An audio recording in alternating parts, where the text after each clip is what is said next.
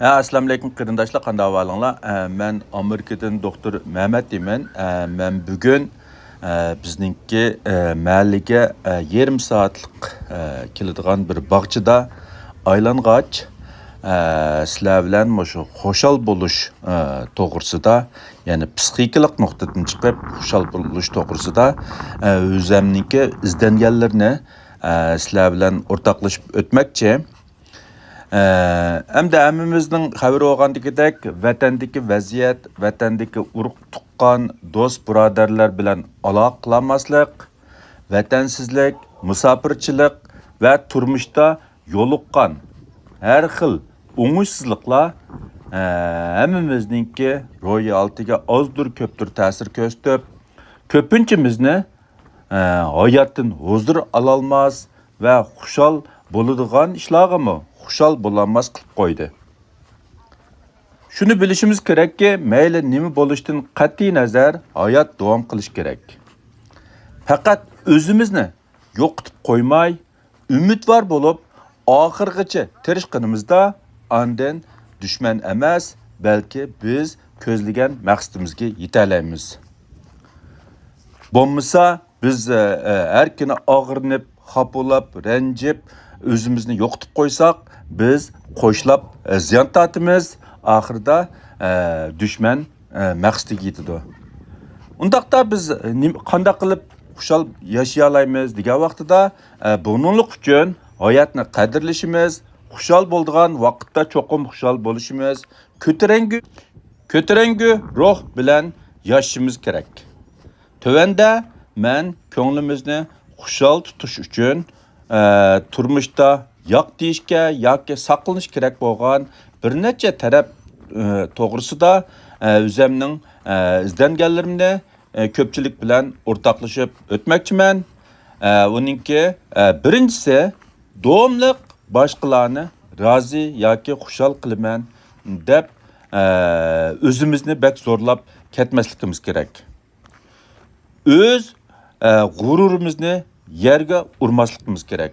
Chunki do'stlikni qadrlaydigan vafodor insonlar g'ururimizni sundirishni xohlamaydi. Öz ko'nglining xo'shligini o'ylabla bizningki g'ururimizning qandoq bo'lishi bilan kar yo'q, insondan bizga hech qanday vafo kelmaydi. Haqiqiy xushallik hamma odamni xushal qilish emas, balki o'zimizga sodiq bo'lishdan keladi. Ikkinchisi, har qanday ishni chekdan oshirib etmasligimiz kerak. Ziyoda oldirashlik, har bir minutni vazifalar bilan to'ldirish muvaffaqiyat qozonish emas.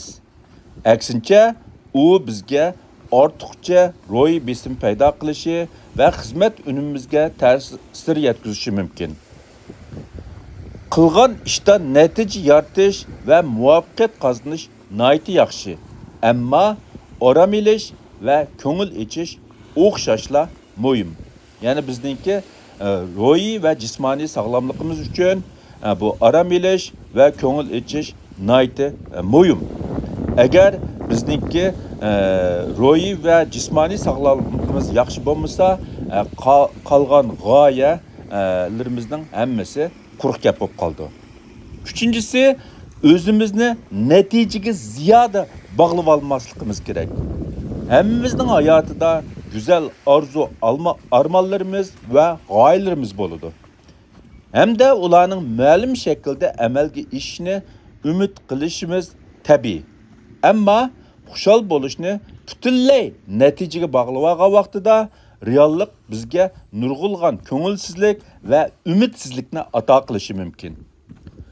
Muvaffaqiyat qozonish mundaq qilsang, undaq bo'ldi degandek formulaga silib hisoblag'ili bo'ladigan ish emas. Hayotlik bir jarayon bo'lib, u hargizmi yolg'iz oxirgi manzil emas. Shunga manzilnila emas, balki jarayonnimi xushallik tepishni, jarayonlardimi xushallik tepishni bilishimiz kerak. To'rtinchisi, tafakkur qilish.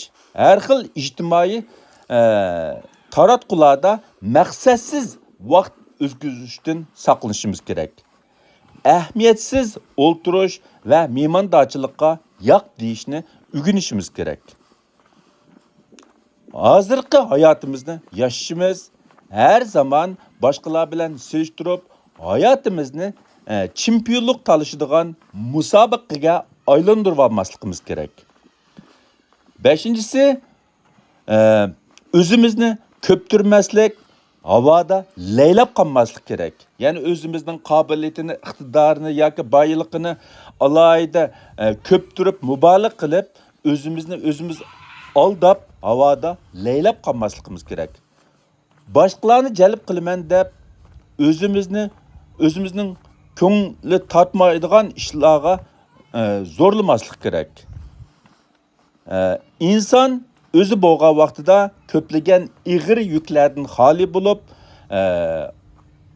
ozodlashib qoladi, yengillashib qoladi. Bu bizningki hayotimizda xushallik tepishda nihoyat muhim. 6-si moddiy buyumlarni ziyoda qo'g'lishib ketmaslik kerak. Ham shundaqla xushallikni moddiy buyumlar bilan bog'lab olmaslik kerak. Pul haqiqatan muhim, ammo pul hammaga qodir emas. Hayotimizdagi kichik ishlardan xushallik izlashni o'rganishimiz kerak. Agar xushallikni biz topmasak, xushallik hargiz bizni izlab kelmaydi. Moddiy boylikni ziyoda qo'g'lashib, texmi ko'p boylikqa ega bo'lish, texmi baxtli bo'ladi deganlik emas. Uning o'rniga o'z qimmatimizni yaratishimiz kerak. Haqiqiy boylik biz erishgan mol dunyo emas, balki bizning boshqalarga va dunyoga ko'rsatgan ta'sirimiz va dunyoga qo'shgan tuhfamiz.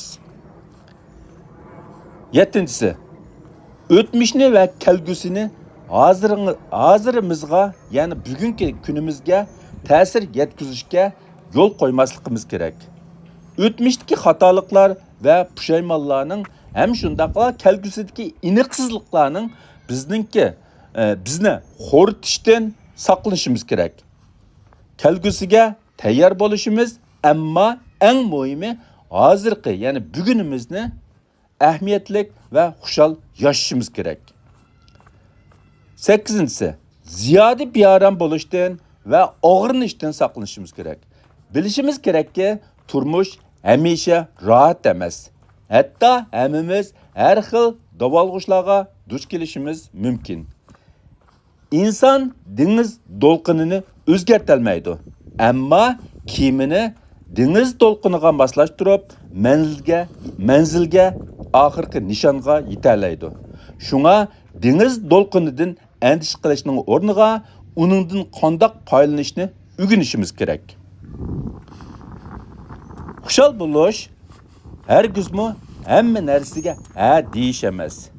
Eng muhimi qachon ma'qul, qachon yo'q deyishni o'rganishimiz kerak.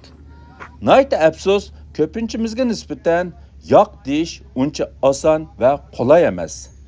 Bo'libmi biz ko'nib qolgan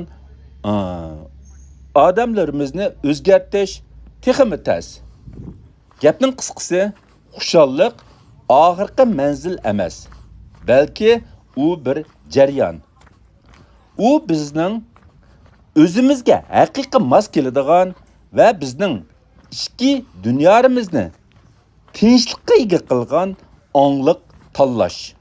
Shunga inson yolg'iz oxirgi manzilni emas, balki hayotda besib o'tgan har bir jarayonni qadrlab, uni ahamiyatli va xushallik o'tkazishga tirishish kerak.